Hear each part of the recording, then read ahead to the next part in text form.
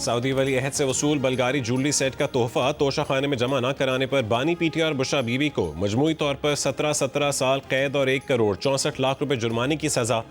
Anti corruption act की दफ़ा 5 के तहत 10 साल कैद, PPC 409 के तहत 7 साल कैद की सजा सुनाई गई। स्पेशल जज सेंट्रल शाहरुख अर्जुमन ने फैसला बानी पीटीआर बुशरा बीबी की मौजूदगी में सुनाया। तोशा खाना 2 केस का ट्रायल तकरीबन 1 साल तक अडयाला जेल में चला। केस में कुल 21 गवाह थे। 18 गवाहों के बयानात कलमबंद करके उन पर जिरह मुकम्मल की गई। 12 दिसंबर 2024 को तोशा खाना 2 केस में मुल्ज़िमान पर फर्द जुर्म आयद की गई थी। FIA रिकॉर्ड के मुताबिक बल्गारी ज्वेलरी सेट की कुल मालियत 7.5 करोड़ से जायद थी। प्राइवेट फर्म से बल्गारी सेट की कीमत 59 लाख रुपए लगवाई गई, जबकि कौमी खजाने में सिर्फ 29 लाख रुपए जमा करवाए गए। ज्वेलरी सेट में नेकलेस, ब्रेसलेट, अंगूठी और इयररिंग्स शामिल थी।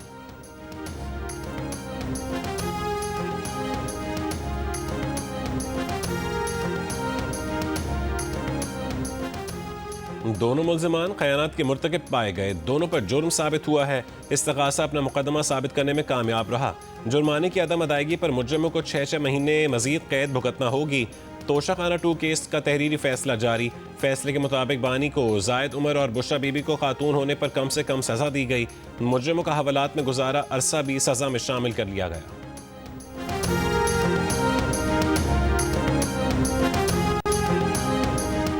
वफाकी वज़ीर इत्तलात अता तारड़ ने तोशा खाना केस 2 के फैसले को इंसाफ पर मबनी फैसला करार दे दिया।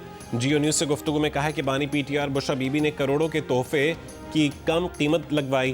तहफ़ की कीमत कम लगवा कर सरकार को कम रकम दी गई। स्टेट को करोड़ों रुपए का नुकसान पहुँचा कर तहफ़ अपनी ज़ात के लिए रख लिए।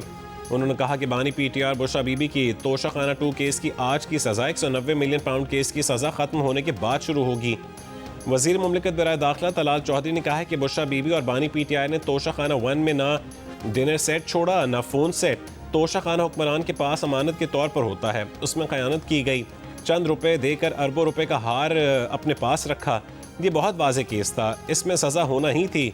इनके पास सफाई मौजूद नहीं थी। वफाकी वज़ीर और रहनुमा MQM पाकिस्तान मुस्तफ़ा कमाल ने कहा कि पाकिस्तान के आने वाले अदवार में ये मिसाल कायम हो गई है कि जिनके पास हुक्मरानी हो वो एहतियात करें।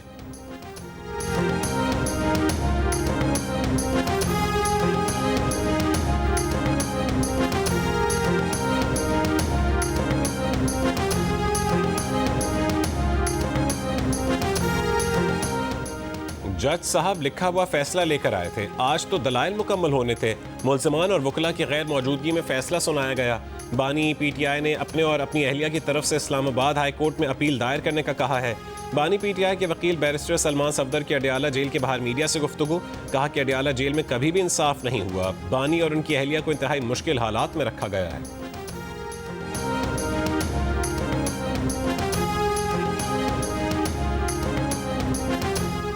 बानी पीटीआई जिनसे मिलना चाह रहे हैं उनको नहीं मिलने दिया जा रहा। हम लीगल टीम का हिस्सा हैं। हम सब का हक है कि समात में शामिल हों। पीटीआई रहनुमा सलमान अकरम राजा की दाखिल नाके पर गुफ्तगू। कहा कि बुशरा बीबी, बानी पीटीआई की फैमिली और वकला का अदालत में मौजूद होना बुनियादी हक है। इस्लामाबाद हाई कोर्ट का हुक्म है कि समात के दौरान खानदान का समात में मौजूद होना ज़रूरी है। हमें जेल जाने से रोकना सरीहन खिलाफ वर्जी है। हम बार बार कौम को बता रहे हैं कि बानी, उनके खानदान और कौम के हुकूक छीने जा रहे हैं। मुल्क लाकानूनियत का शिकार है।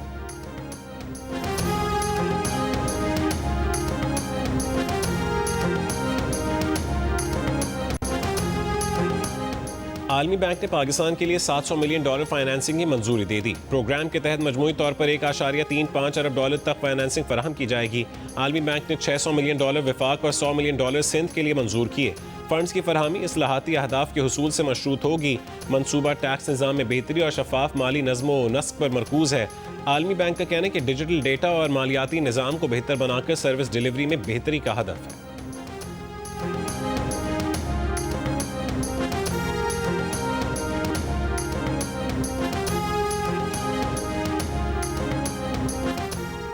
कराची में शहरियों से करोड़ों रुपए का भत्ता मांगा जा रहा है। ताजिरों को बैरूनी ममालिक से कॉल्स और भत्ते की पर्चियां आ रही हैं। कराची के ताजिर और बिल्डर्स ने भी दुहाई दे दी है। रियासत के इदारों की तवज्जो मबजूल करवाई है। सिंध के वज़ीर आला और chairman peoples party Bilawal Bhutto को पुकारा है। MQM के सीनियर रहनुमा डॉक्टर फारूक सत्तार की कराची में प्रेस कॉन्फ्रेंस। कहा कि आबाद के चेयरमैन ने भत्ताखोरी के जुर्म का इंकशाफ किया। अब बिल्डर्स के दफ्तर पर फायरिंग भी शुरू हो गई है। बिल्डर्स का मुकम्मल रिकॉर्ड भत्ताखोरों के पास है। वज़ीर आला और बिलावल भुट्टो तक शिकायत पहुंचा चुके हैं।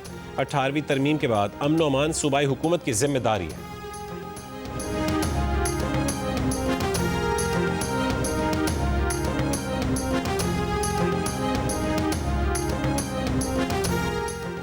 ऐसा लगता है कि MQM ने फारूक सत्तार को सच बोलने से रोक दिया है। फरसूदा स्क्रिप्ट के जरिए अवाम को मजीद गुमराह नहीं किया जा सकता। तर्जुमान सिंध हुकूमत सादिया जावेद का MQM रहनुमा फारूक सत्तार की प्रेस कॉन्फ्रेंस पर रद्द-ए-अमल। कहा कि जो जमात बरसों कराची में भत्ताखोरी और खौफ की अलामत रही, आज वो किस मुंह से बात कर रही है। पाकिस्तान पीपल्स पार्टी ने ही कराची को भत्ताखोरों से निजात दिलाकर अमन वापस लौटाया। 10 साल विफाक में बैठकर कराची को इल्जामात के सिवा कुछ नहीं दिया गया। उन्हें अगर कराची से वाकई मोहब्बत है तो K4 मंसूबे के फंड्स क्यों नहीं दिलाते।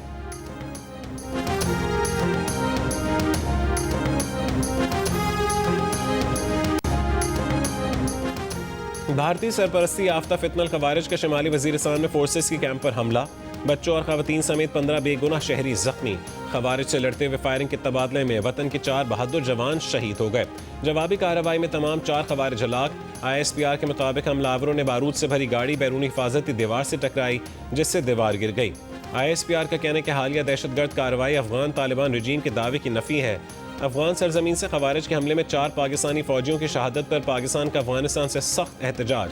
पाकिस्तान में तैनात Afghan deputy head of mission की दफ्तर खारजा में तलबी। बाज़ाब्ता डीमार्च कर दिया गया। वज़ीर आज़म ने कहा है कि दहशतगर्दी के खिलाफ जंग में पूरी कौम अफवाज पाकिस्तान के साथ खड़ी है। वफाकी वज़ीर दाखिला मोहसिन नकवी का सिक्योरिटी फोर्सेस को खिराज तहसीन।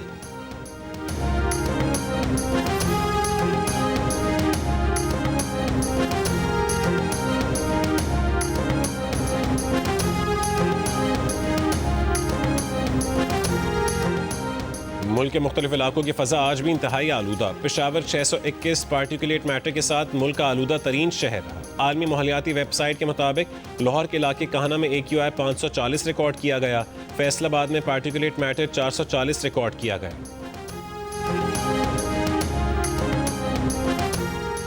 कराची में Landhi export processing zone gate के करीब ट्रक की टक्कर से मोटरसाइकिल सवार नौजवान जान बहक, 1 जख्मी। शहरों का ट्रक पर पथराव, ट्रक को जलाने की कोशिश की, ड्राइवर गिरफ्तार। अमरीकी वज़ीर ख़ारजा मार्को रूबियो का कहना है कि वो पाकिस्तान के बहुत शुक्रगुजार हैं कि उसने गज़ा अमन मंसूबे का हिस्सा बनने या कम से कम उस पर गौर करने की पेशकश की है। उन्होंने कहा कि उनके ख्याल में पाकिस्तान समेत दीगर मुल्क अभी कुछ सवालों के जवाब चाहते हैं और उनके बाद ही हम किसी मुल्क से ये कह सकेंगे कि वो गज़ा अमन मंसूबे के लिए अपनी खिदमात पेश करें।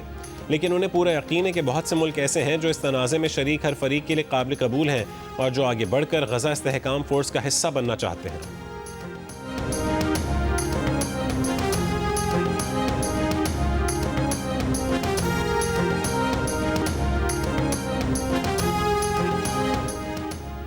बांग्लादेश में तलबा तहरीक सरकर्दा रहनुमा शरीफ उस्मान हादी की नमाज़ जनाजा मकामी वक्त के मुताबिक आज दोपहर 2 बजे पार्लियामेंट की इमारत के करीब अदा की जाएगी।